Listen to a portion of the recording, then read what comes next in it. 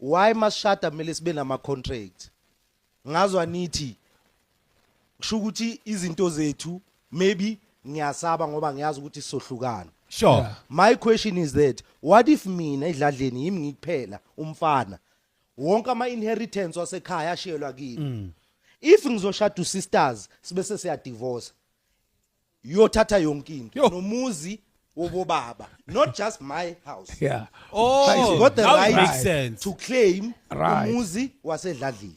So Mara, ukuthi uyolobola ngathi ufuna ukuba you want to be one with this person. Yes. That's the reason you want to be one with this person.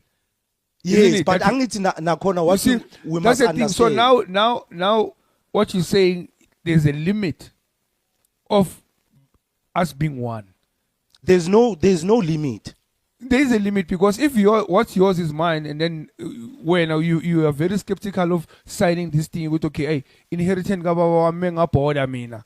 Cabanga Izoya lo kumakoti. muntu lo Yes, athathe but ihlahla so already lasekhaya you're- namathuna Asibeke wasekhaya. kanje, asibeke kanje for example Clive. Yeah. When uyahamba uyoshada, Yeah. already somnomntwana, uyoshada futhi. Yeah, How are you protecting yeah. izinto zakho zomntwana lo omthole before ushada?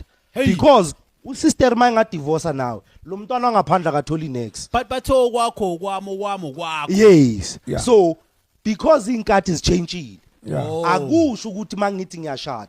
Remember ngingachoose ukuthi okwakho onako before umshado okwakho. What we build together Yeah. was 50-50. Yeah. Then ungaclaima izinto sizibuild together. Yeah, Yeah. lezo ngithole nazo uyangiyeka nazo. Because this day and age it becomes unfair Yeah. financially and we can't run away from it. If finance ikhona. Yeah. We understand. Yeah.